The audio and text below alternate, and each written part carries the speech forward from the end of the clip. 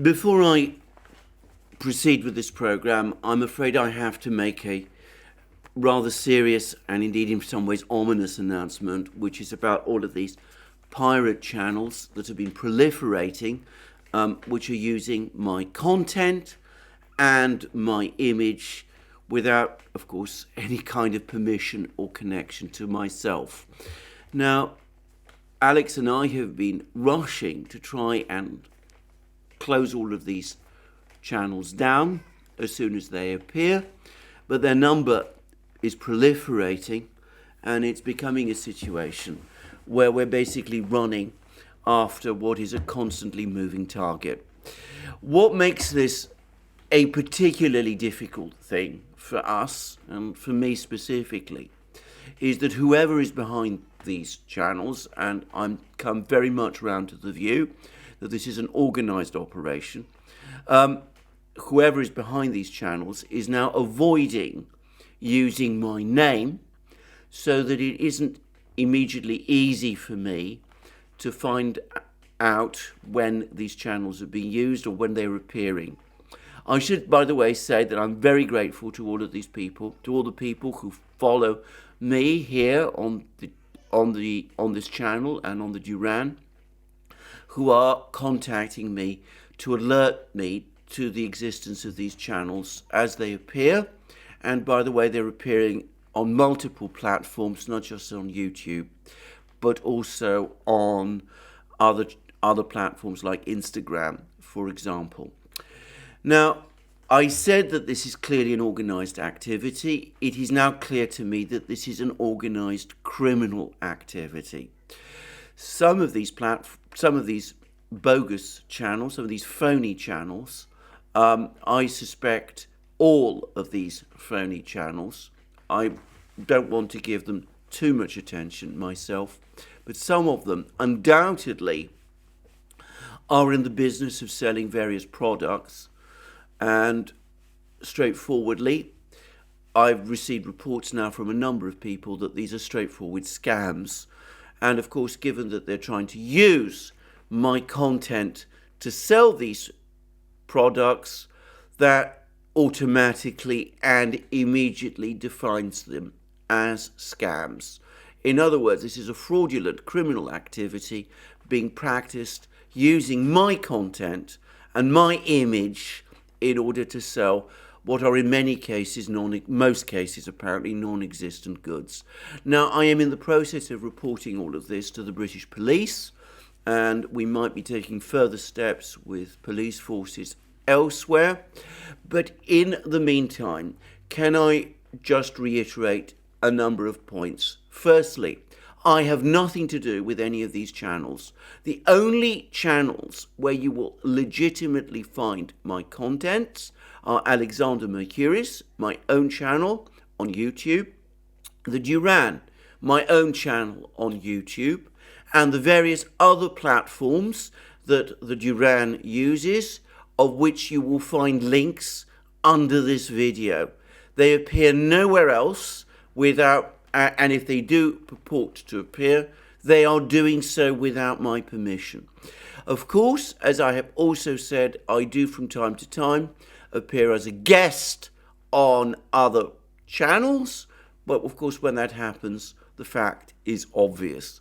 So please have nothing to do with any of these phony channels that appear, and if any one of these channels are purporting to sell anything, then please don't buy them. They have nothing to do with me. I am not in any way associated with this activity. It is straightforward criminal activity. Now, the other thing I'm going to ask is that, as I said, I'm finding it, and Alex is finding it, impossible to keep up with all of these channels that are appearing all over the place, these phony channels. As I said, clearly more than one individual is involved. This has all the appearance of, as I said, an organized criminal operation in which a number of people appear to be involved. If you do encounter any one of these channels, can I ask you, it doesn't take long, to report the fact immediately to the platform which is hosting these channels. YouTube, Instagram, whichever. The more people report these channels, the faster it will be possible to take these channels down. I am very sorry that this situation is arising. I'm very sorry to have to ask you for this sort of help. But as I said, given the extent to which this situation is proliferating, a fact which, by the way, is causing me both extreme dismay and, dare I say, distress, well, I have no alternative but to ask you for your help. Anyway, thank you, as I said, for keeping me informed about this, all of those of you who have done so. Please accept my apologies to anybody else who's also been informed. Please, as I said, if anything does happen, if you do get scammed, don't hesitate to report it to the relevant authorities in any country that you are in. The more people report this activity, the more likely it is that we will finally manage to get on top of it. And of course, it goes without saying that we're trying to inform all the platforms ourselves, but that's to say Alex and me, but there's a limited amount that we can do by ourselves. And I'm afraid, as I said, given the way that these people are concealing what they're doing by avoiding use of my name, even whilst they use my image and my content, well, it's not possible for us to keep a full track all the time of what is going on. Thank you for listening to me. Thank you for heeding this warning. And I'm now going to proceed with the remainder of this program. Let me first of all say that over the last couple of hours, there's been a major change in the mood music that's coming out of the media about the situation, the Western media about the situation in Ukraine. And of course it is to Ukraine now that I return, and which will be, along with the situation in the Russian economy, the main focus of this program. Anyway, let me first start with what the Western media is saying about the situation in Ukraine. And there have been some further articles that have appeared, one of which is in the Washington Post, and its title is Ukraine Short of Skilled Troops and Munitions as Losses Pessimism Grows. And the first paragraph reads, and again, I'm not going to read the entire article since it's behind a paywall. The quality of Ukraine's military force, once considered a substantial advantage over Russia, has been degraded by a year of casualties that have taken many of the most experienced fighters off the battlefield, leading some Ukrainian officials to question Kiev's readiness to mount a much anticipated spring offensive. And then we go on to read, an influx of inexperienced draftees brought in to plug the losses has changed the profile of the Ukrainian force, which is also suffering from basic shortages of ammunition, including artillery shells and mortar bombs, according to military personnel in the field. Then we have comments from various Ukrainian commanders, one of whom is identified as a Lieutenant Colonel Kupol, and he says the most valuable thing in war is combat experience, and he's a battalion commander in the 46th Air Assault Brigade, so he's a paratrooper. And Kupol, we're told, is his call sign. He's not identified by name. And he says that a soldier who has survived 6 months of combat and a soldier who came from a firing range are two different soldiers.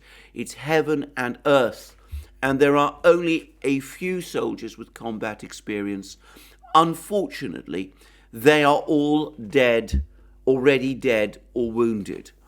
And he says that he's hoping that the West will provide more and better training for the draftees that are coming, but he speaks about it without much conviction, because he says, and again I'm quoting him, there's always belief in a miracle. Either it will be a massacre and corpses, or it's going to be a professional counter-offensive. There are two options. There will be a counter-offensive on either way. So, given what he's just told us about the condition of the Ukrainian army, he's in effect saying that any counter-offensive is going to result in a massacre and corpses, because realistically it would take a miracle to change things. And then we also have a further report. This is again in the Washington Post.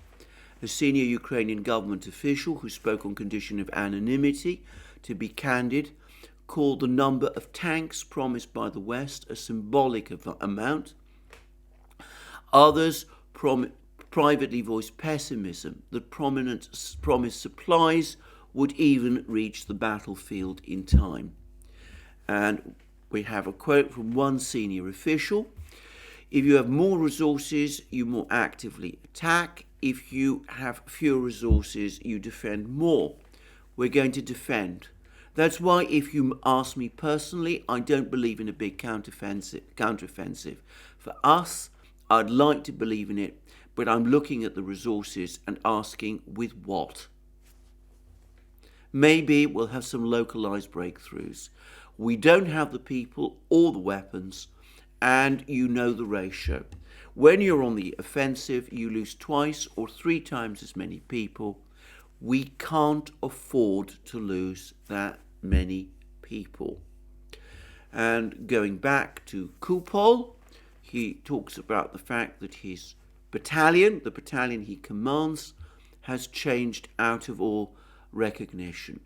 He says that he's the only military professional left in his battalion. Now remember, this is a paratroop battalion, an air assault battalion, so an elite unit, but all the professional soldiers, and that doesn't just include the privates, it also must include the NCOs and the commissioned officers. They're all gone. And he says, I get 100 new soldiers. They don't give me any time to prepare them. They say take them into battle. They just drop everything and run. That's it. Do you understand why? Because the soldier doesn't shoot. I ask him why, and he says, I'm afraid of the sound of the shot. And for some reason, he has never thrown a grenade. We need NATO instructors in all our training centers, and our instructors need to be sent over there into the trenches because they failed in their task. And then he describes ammunition shortages. You're on the front line, they're coming towards you, and there's nothing to shoot with. And he ends with this incredibly bitter comment. It's like all we do is give interviews and tell people that we've already won. Just a little bit further away, 2 weeks, and we'll win. And then we have another soldier, also quoted by the Washington Post. And the Washington Post only gives us his first name, Dmytro. The Washington Post says that this is done for security reasons.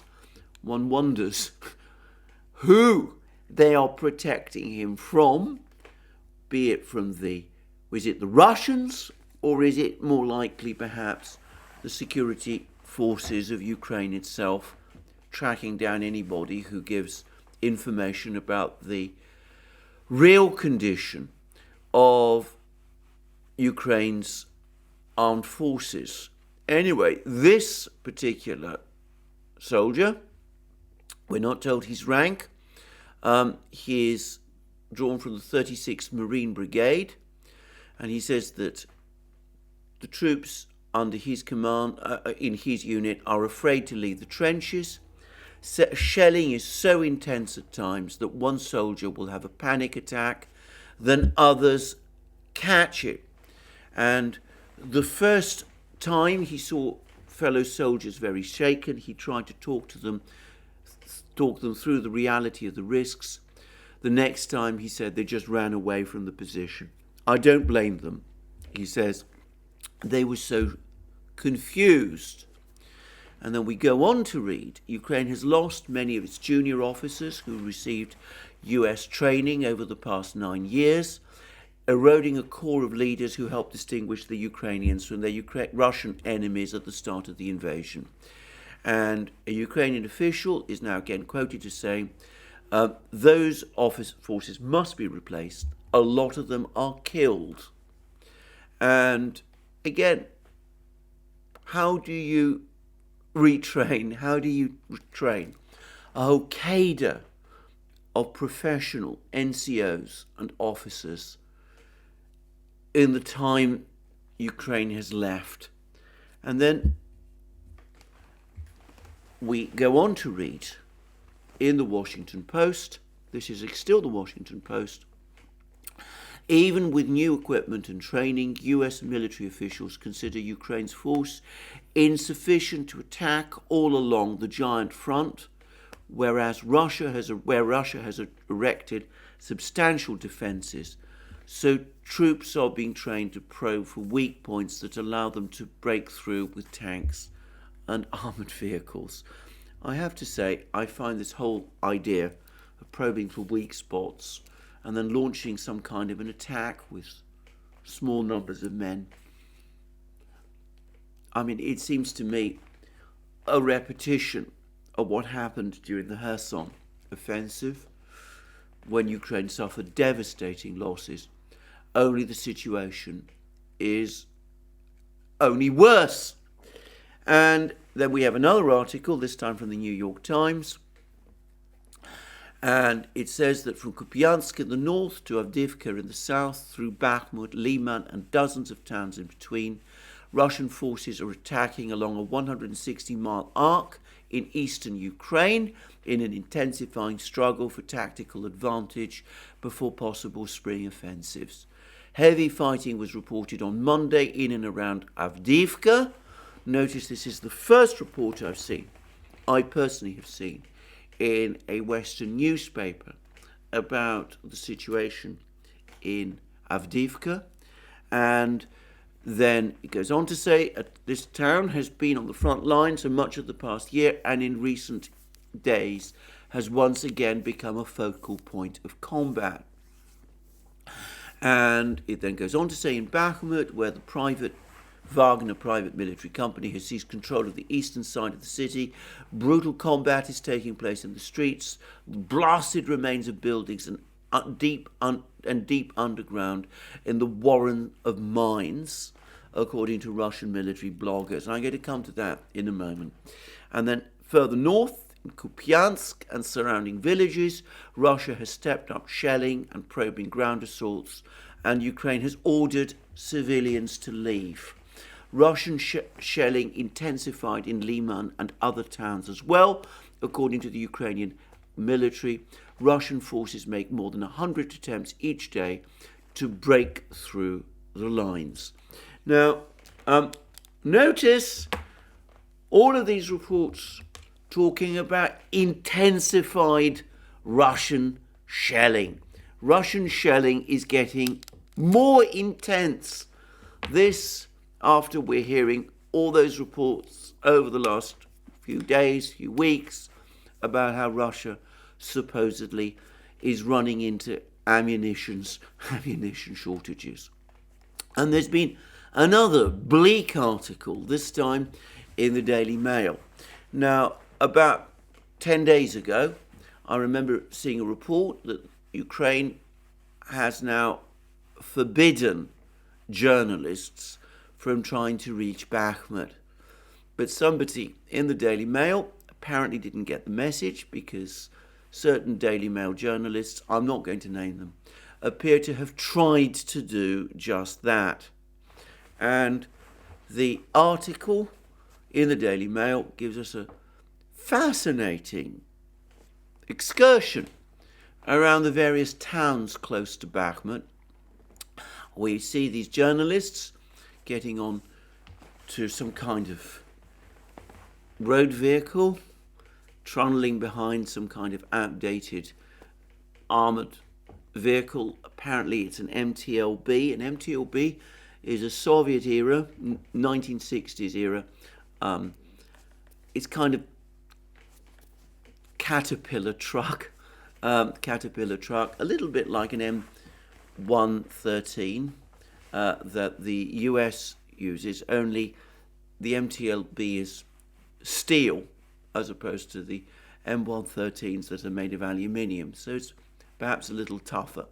Anyway, they seem to have driven around various places. They went to Konstantinovka, they went to Chasov Yar. They were going to travel along a road, one of the roads, the key road that we've been hearing so much about, that the Russians have been shelling for about a week now, which is effectively cut. They're going to drive up this road into Bakhmut, so that's the impression I get, except of course that they couldn't. The shelling is too intense, the firing is too intense. But anyway, they visited these places, Konstantinovka, Chasov Yar. They describe deserted, very heavily shelled towns. They also give a rather vivid description of Chasov Yar, which some people are looking at as perhaps becoming the next defense point of the Ukrainian military. They describe a scattered, small place made up of a certain number of wooden buildings and with one or two Soviet-era residential apartment blocks. But to be frank, from the description, it doesn't look like it's a viable fortress. It can be developed into a viable fortress. It's no Bakhmut. It's no Vuhledar. It's not realistically the kind of place that you would want to fortify and try to hold on to. And these journalists also reported that the fighting goes backwards and forwards along another road, the road that passes through Ivanovka. The Ukrainian soldiers there are all apparently of the view that if and when the Russians launch a determined push to break through to this road, they would have no difficulty in doing so. And again, one gets the sense of incredibly heavy artillery fire, Russian artillery fire, concentrated in and around Bakhmut. And all of these reports also come short time after. There was another report, I believe, in the Wall Street Journal, which also spoke about growing doubts on the part of the US military that Ukraine has the capabilities to break through these enormous defenses that the Russians have created in Zaporozhye region and further north in Crimea, that it looks like this Ukrainian spring counteroffensive, if it ever takes place, is going to run into huge problems. And we saw that this Ukrainian officer, that this Ukrainian lieutenant colonel that the Washington Post interviewed, he thinks that there's a real possibility that this counteroffensive, if it ever does take place, will result in a massacre with the corpses piled high. This is all, in its totality, a terrible picture. And I have to say, over the last couple of hours, it's reinforced by information that I'm getting from the ground. I'm getting the impression that more and more the Russians, the Wagner assault forces in Bakhmut itself, are now pushing very hard within Bakhmut. There were a lot of reports about underground fighting taking place in this warren of tunnels and basements under the Azom factory. But I get very much the impression that the Russians have, from some of these reports that I've seen, these I should say are now Russian reports, that most of the tunnels have been cleared of Ukrainian troops.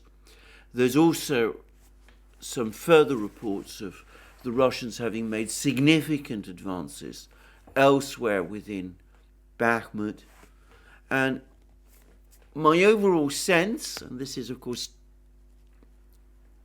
largely impressionistic, I can't get absolutely accurate details about what is going on, but my absolute sense is that to the extent that the Ukrainians are still holding on in Bakhmut, within Bakhmut itself, they're holding on by their fingernails.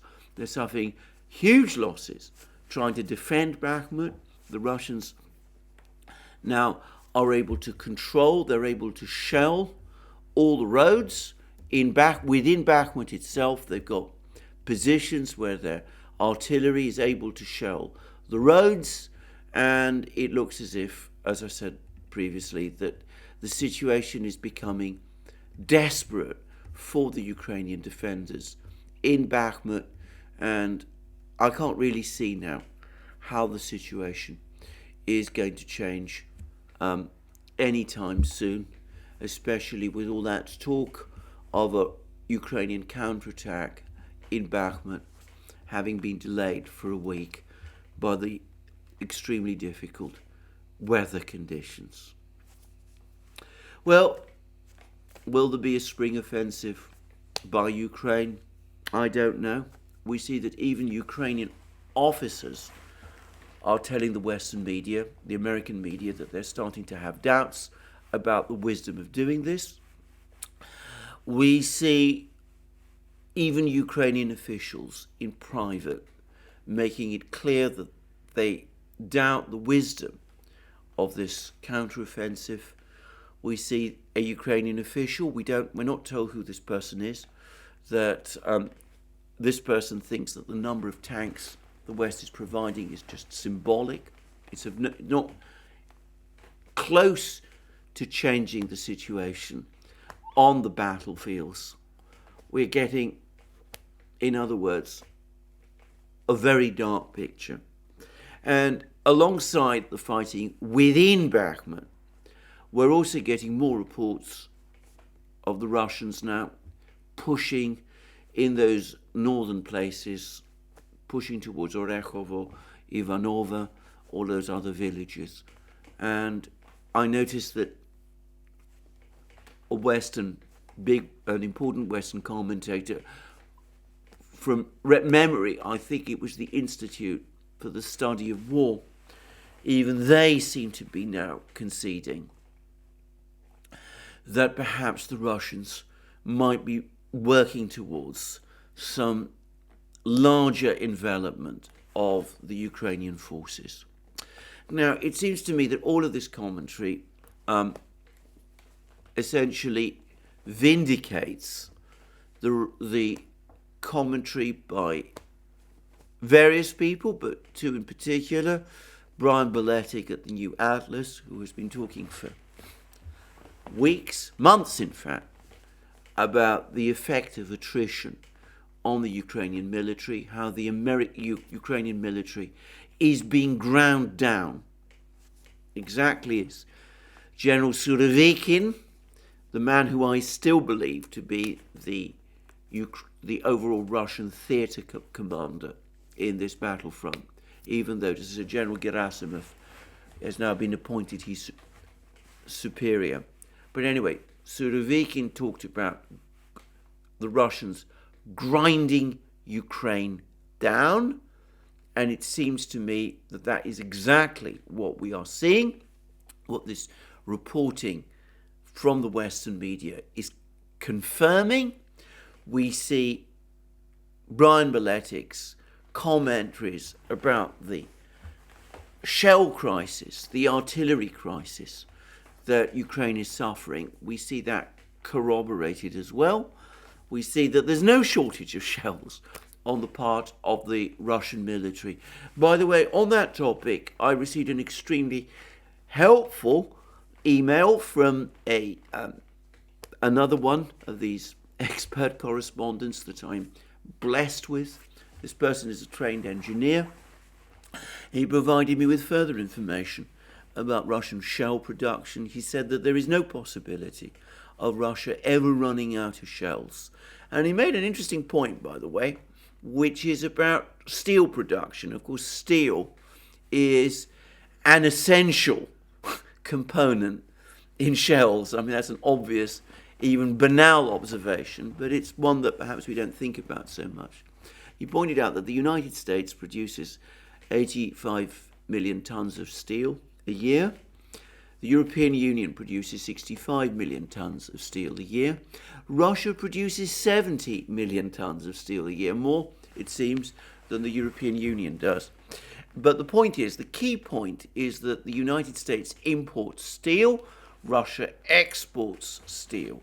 So the United States would have to increase its steel imports if it was to produce more shells. I'm going to guess the same is true of the European Union as well, whereas Russia already produces more than enough steel to meet all its needs, not just for shells, of course, but for all types of military equipment.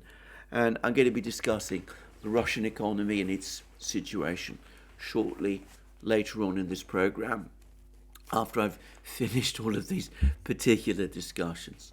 But anyway, so no shortage, no visible shortage of shells. Russians are able to continue shelling. I get the sense, in fact, that we're probably now talking about shelling at higher levels than the 20,000 rounds a day that we were hearing perhaps earlier. Perhaps the Russians are now firing shells at something like the levels that they were in the summer. It wouldn't surprise me, which is about 40,000 rounds at times, 60,000 rounds of shells on particular days. And Brian Boletic made an extremely useful and important point that when it comes to shelling, it's not just the number of shells, it's the number of artillery pieces, well, that's an obvious point, but also the state of those artillery pieces. Russia has thousands of artillery pieces. Nobody knows exactly how many, but certainly they number in the thousands.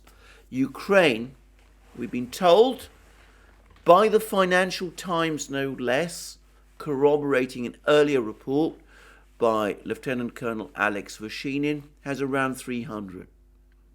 Now, they're not just 300 artillery pieces, they are principally now Western supplied artillery pieces, not designed for heavy volumes of fire. So all artillery pieces, the barrels eventually wear out and have to be replaced. The Russians, however, have far more artillery pieces so they can maintain the tempo of shelling, even as the guns are taken back to the rear and have the tubes replaced, which Russian military industries no doubt reducing in the same number of quantities that is needed. Ukraine, its artillery pieces, they are not able to fire as many shells as Russian artillery pieces can, because they're not designed for this heavy volume of barrage fire. So if they try to launch, if each Ukrainian artillery piece tries to fire as many shells as a comparable Russian artillery piece, it will wear down its barrel faster than the Russian artillery piece will do. That barrel then has to be replaced. That means that the artillery piece has to be taken all the way back to Poland over huge distances. The barrel has to be replaced there, and then it has to be brought all the way back. And that means that the number of guns Ukraine has operating is always going to be significantly less than the 300 that the Financial Times and Lieutenant Colonel Vashinin says it now has in its artillery park. So this is a deteriorating situation. I would say that, based on impressions, it is a catastrophic situation. And this doesn't even consider the fact that, as I said, we're now seeing the Russian Air Force more active over places like Avdiivka, operating glide bombs, launching longer range tactical missiles like the KH-38M, which is apparently being launched by the Sukhoi 57 stealth fighter jets that we've been hearing about. The West, as I said, is trying to cobble together a larger force of MiG-29s from Eastern Europe to take on the Russian Air Force. There's a report today on a Russian channel that the Ukraine is trying to concentrate some more of its air assets, its few remaining air assets, in the Zaporozhye direction, presumably to support this offensive that we've been hearing so much about. That, it seems to me, all that he's going to do is he's going to burn up all those air assets, the MiG-29s and the Mi-17 helicopters that are being hurriedly redeployed. And one way or the other, it looks like a disaster on every conceivable front. And why are all of these articles appearing? Why do we have this cascade of bleak articles now suddenly appearing in the Western media? Well, it has to be said that there must be growing doubts about the state of the war, state of the fighting, and there must be growing doubts that Ukraine can pull it off with this spring counteroffensive. There must be some doubts, I suspect, that a spring counteroffensive is a good idea at all. We see this Ukrainian lieutenant colonel who obviously thinks it isn't. And as I've already said in several programs, this spring counteroffensive, so much talked about, so much debated, appears to be, in many respects, Ukraine's last throw. People make comparisons with previous wars. Many people have made comparisons with the Ardennes offensive that Germany launched in the closing weeks of World War II. There was also, by the way, a German offensive in Hungary, I think in the first weeks of 1945.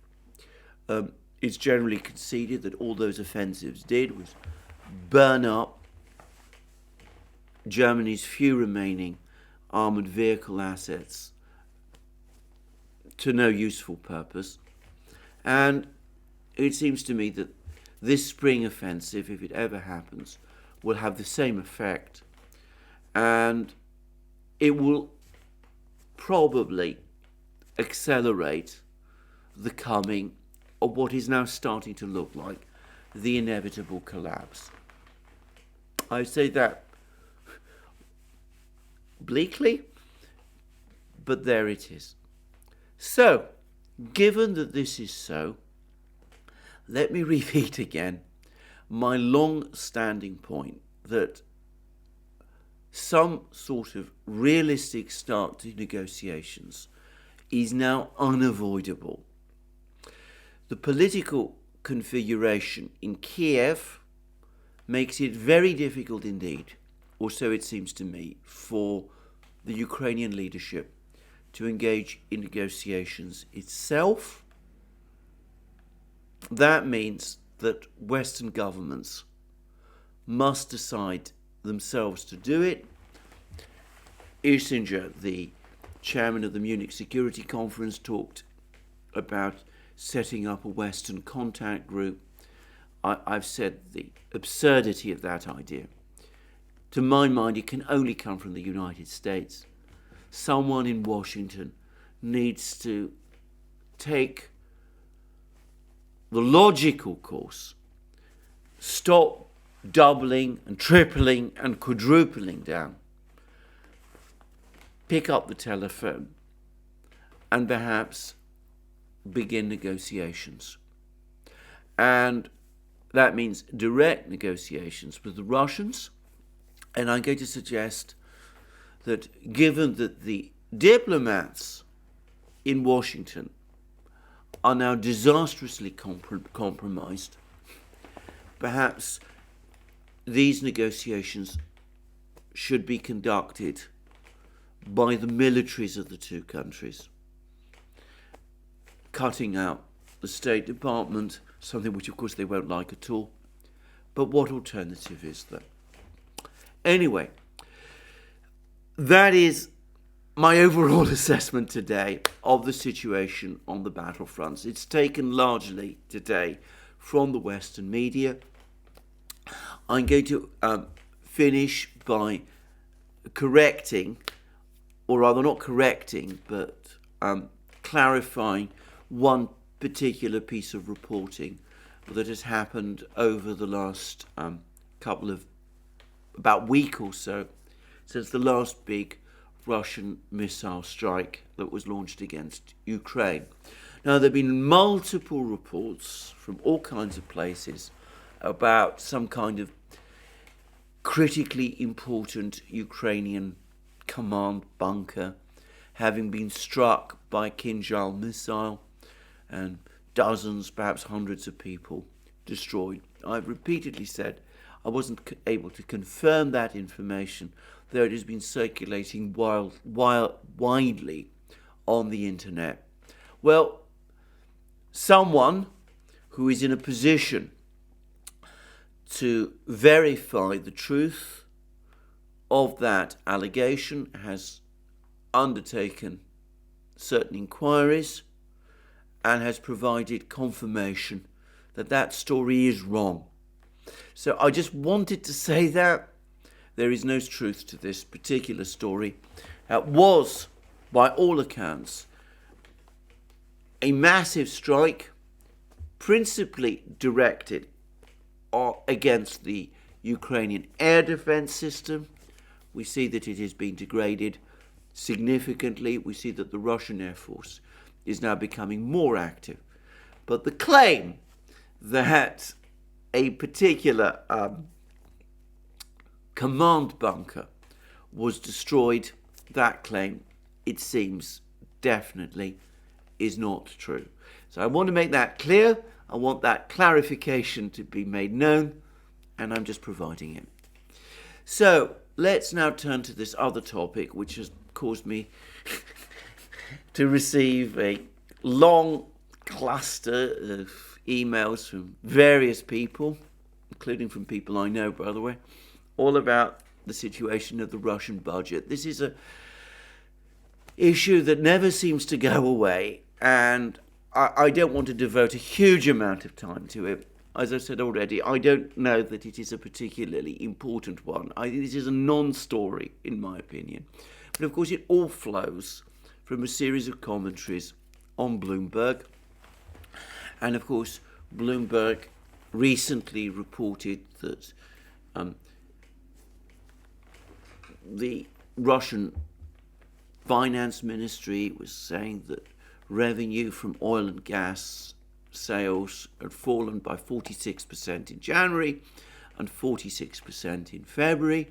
And even though there was a reduction in the budget deficit in February, it fell from $25 billion in January to $10 billion in February.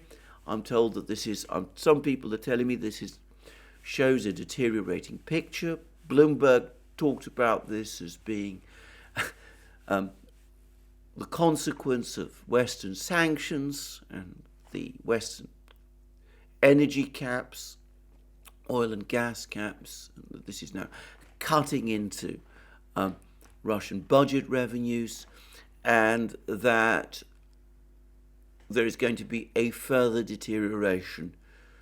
In March, is any of this true? Now, this is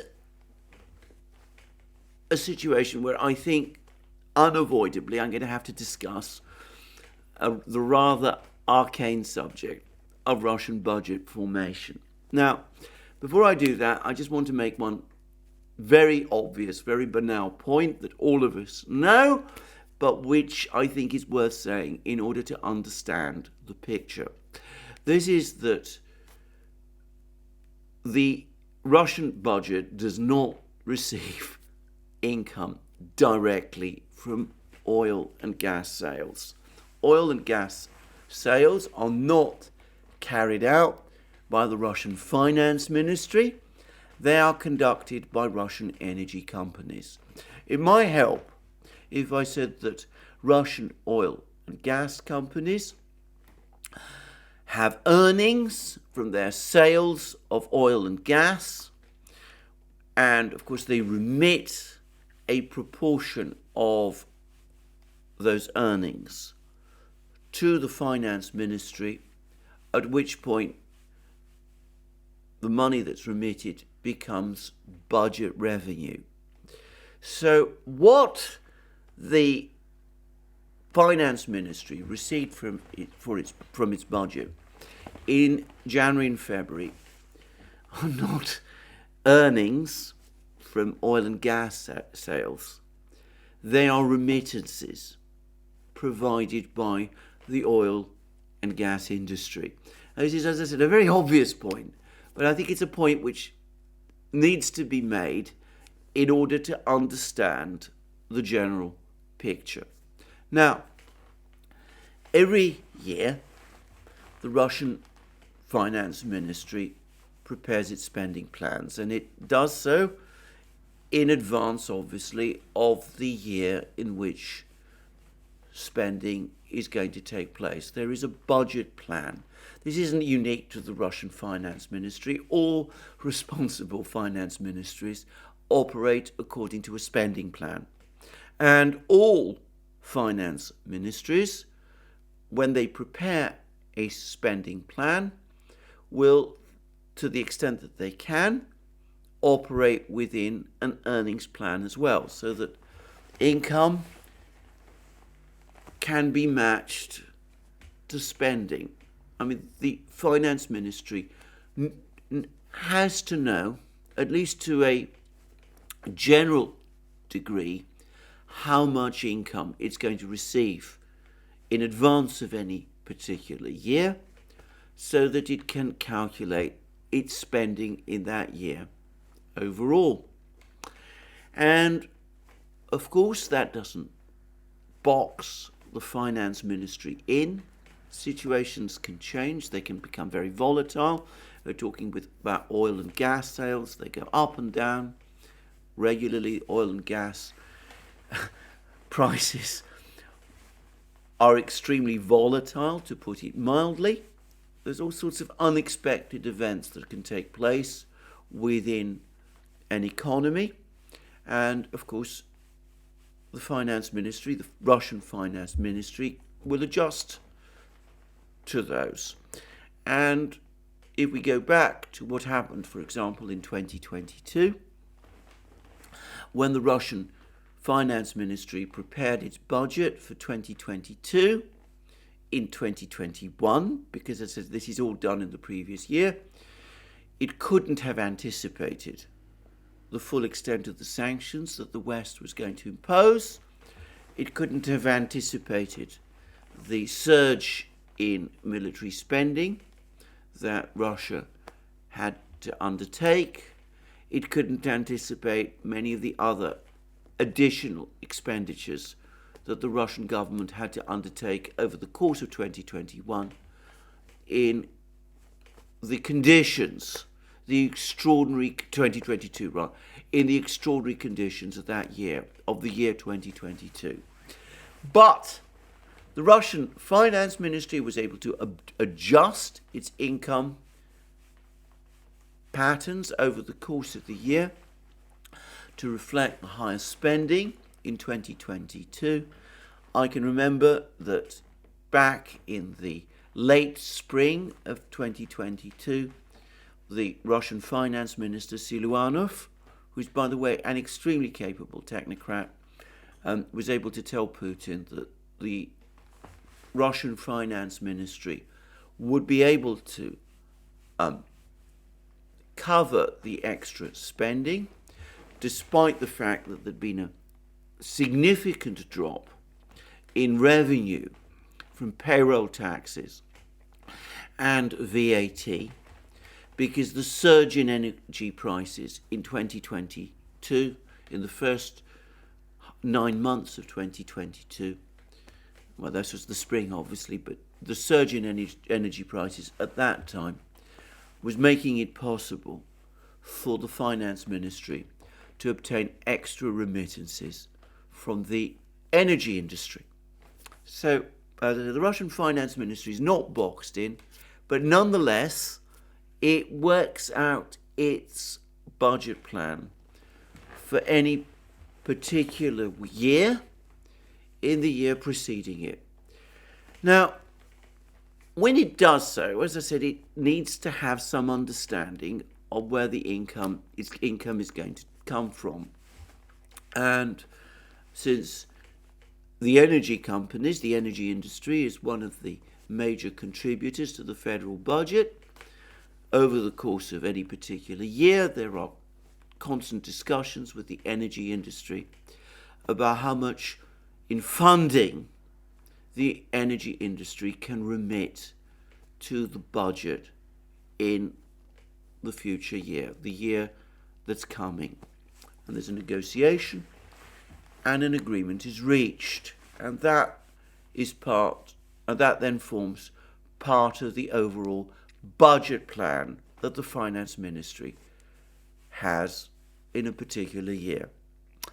Now, it's important, therefore, to understand that the finance ministry and the energy sector will have agreed on remittances to the finance ministry for the 2023 budget over the course of the process of budget formation, which will have taken place in 2022.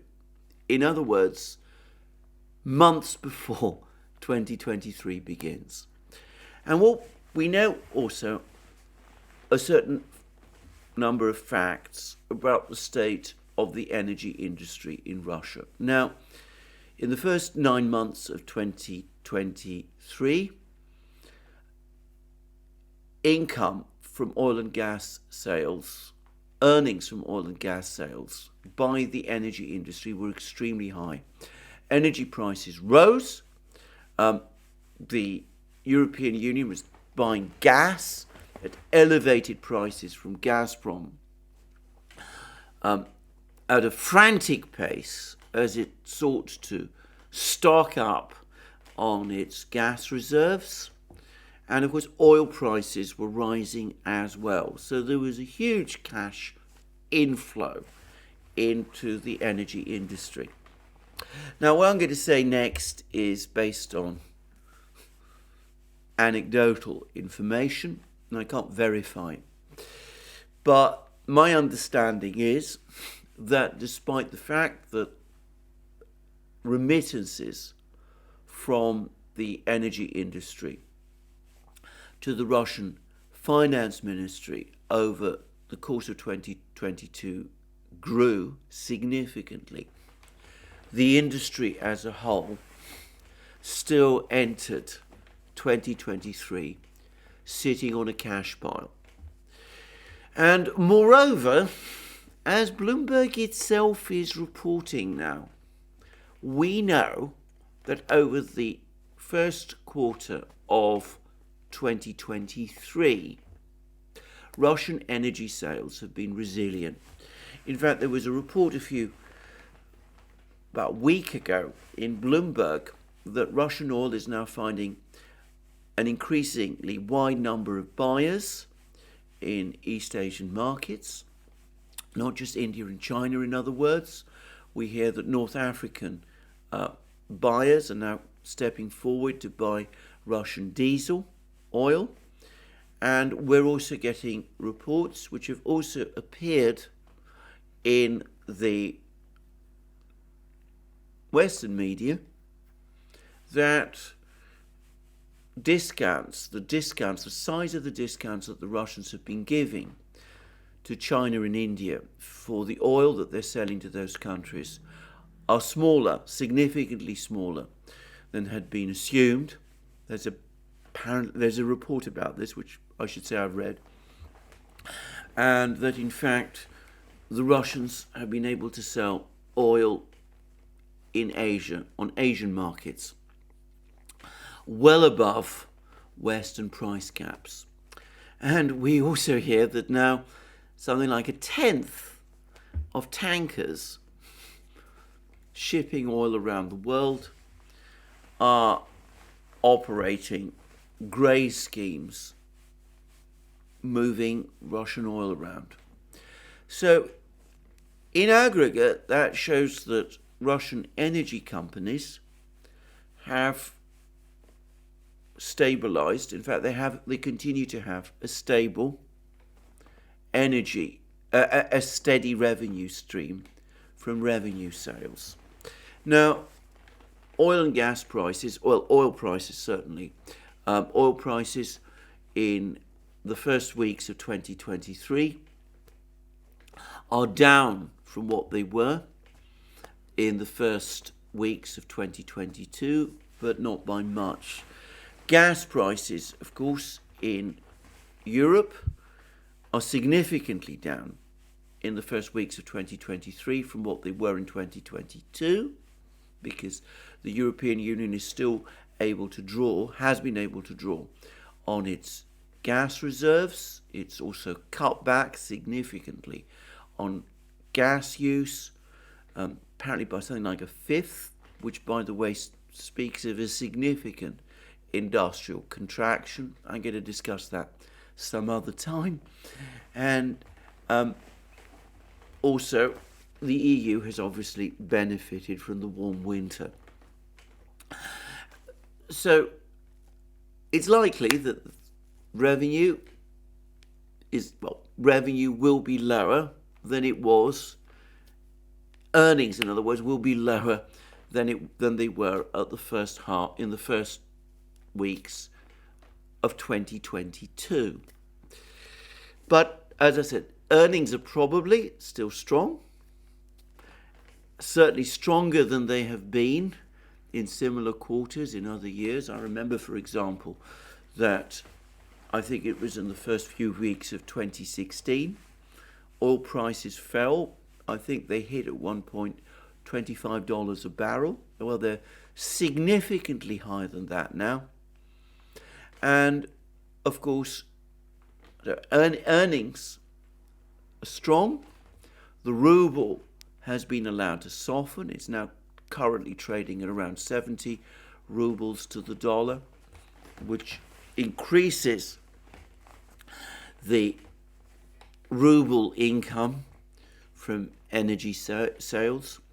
And of course, on top of that, as I said, I have strong anecdotal information that the energy industry in Russia is sitting on top of an existing cash pile. So, why did the finance ministry take less, 46% less, in January and February than it did in the previous year? Well, the short answer is that was something that would have been agreed by the finance ministry with the energy industry over the course of 2022. There must have been uncertainty about where oil prices were heading.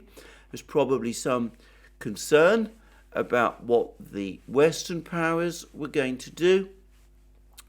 The finance ministry agreed to take less in revenue in the first quarter of 2023 from the energy industry than it did the year before, because it is confident about the overall budget situation. It could have taken more, but it chose not to.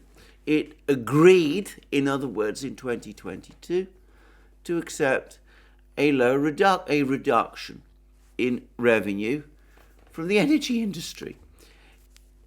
It gave, in other words, the energy industry a certain amount of breathing space in order for the energy industry to carry out its overall adjustments. And we know that this was planned because the finance ministry has actually provided some information. They've said, for example, that in February, the energy sector fulfilled the plan, the revenue plan, the budget revenue plan. The deviation was from the plan was just $162 million, which, given that the energy sector remitted to the finance ministry something like $6 billion in energy revenue, in February 2023, that's insignificant. So you can see that this is something, as I said, that the finance ministry and the energy sector agreed in advance. Now, the finance ministry has recently said that it's decided to grant the energy sector a bigger deviation from the plan, the budget plan, in March. It's allowed the energy sector to hold back, to keep back $1.5 billion instead of just the $162 million that it held back in February. Now, why is that so? Bear in mind, as I said, that apparently prices for Russian energy projects are rising and volumes of sales are growing.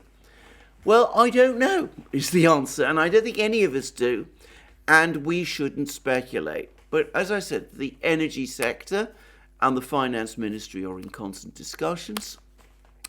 Most probably it is because the energy sector wants to use this money to invest in some ways. The finance ministry has agreed to that. It's clearly not under any particular financial stress because it can easily cover this increased deviation from the plan by some asset sales. And as I said, this is something that it has agreed to do as it works to strengthen the energy industry. One of the reasons why the Russians have been able to keep their budget so stable is because the finance ministry understands that it has to curate, if you like, the energy sector carefully. It wants to help it with its particular plans, whatever those are, and that's why it's doing what it's done. I'm going to make a guess that most probably the company that needs the extra money is Gazprom, which is carrying out some big investments at the moment as it is working to step up gas sales to the Far East, to China and other places. So that's probably why there's been a decision, as I said, to allow some reduction in the total take from revenue sales. But bear in mind, this relates to the plan, and we don't know what the planned revenue is in March because so far the finance ministry hasn't told us. It could be that revenue is expected to be higher in March than it was in February, and it could be, for example, that the finance ministry has agreed to keep revenue at February levels, which creates, however, given that the plan for remittances from the energy industry might have been, say, $1.5 billion higher, it might have been just done in order, as I said, to enable the energy sector to hold back more of its of its additional income for whatever it is that the energy industry what needs to do. The Russian Finance Ministry, of course, within it, the overall annual plan also has monthly plans. If it's got monthly plans that it needs to cover for March, then of course it needs to raise that $1.5 billion with asset sales, foreign currency in other words, which it can comfortably do because Russian finance reserves are huge. So, as I said, again, this is a non-issue. Now, back in 2022, even as all of these adjustments to the budget for 2023 was made, the Finance Ministry projected a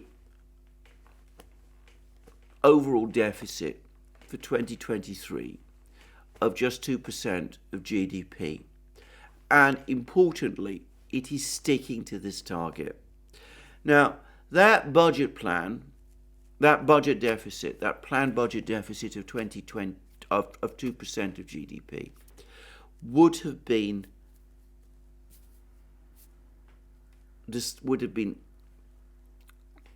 decided upon, would have been calculated, taking into account the already agreed reduction in revenue from the energy industry in the first weeks or months of 2023.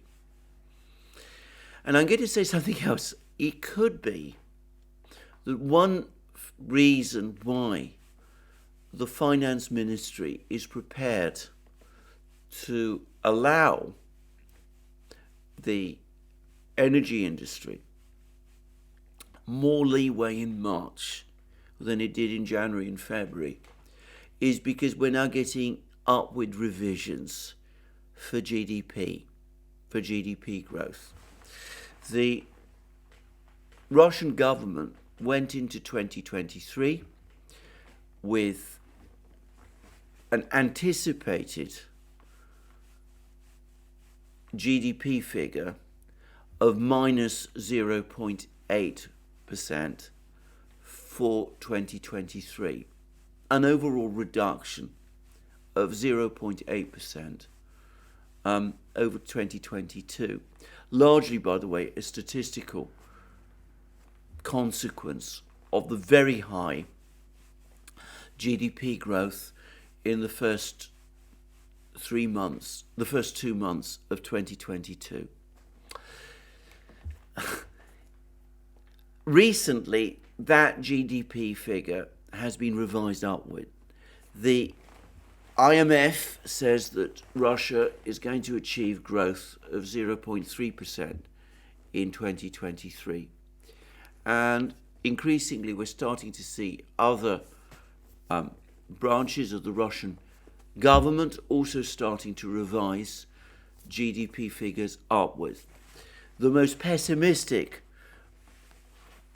agency of the Russian government where GDP dynamics are concerned is the central bank, and it's now published a GDP estimate which says that GDP might contract by -1, which is, by the way, an improvement over previous central bank calculations, but it might in fact also grow by up to 1%. So it's now projecting a range for GDP between -1 up to +1, which of course is not only growth, but is actually better than what the IMF is saying.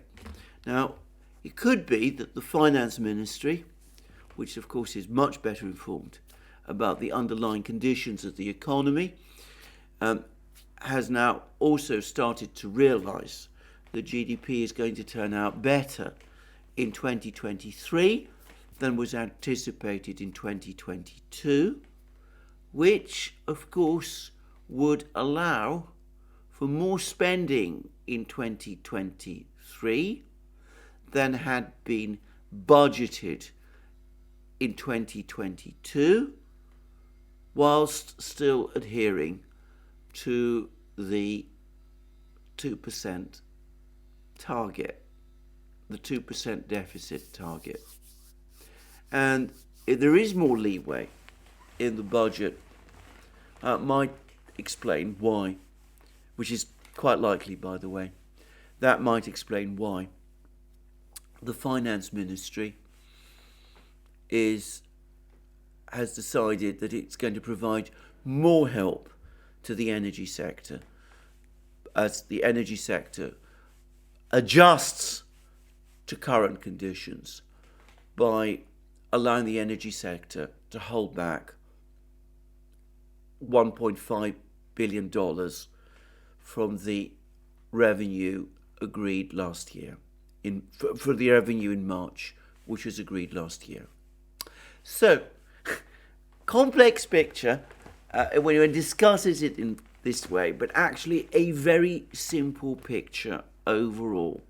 The overall story, and we're now getting lots of comments from all kinds of Russian officials, is of growing optimism about every part of the economy.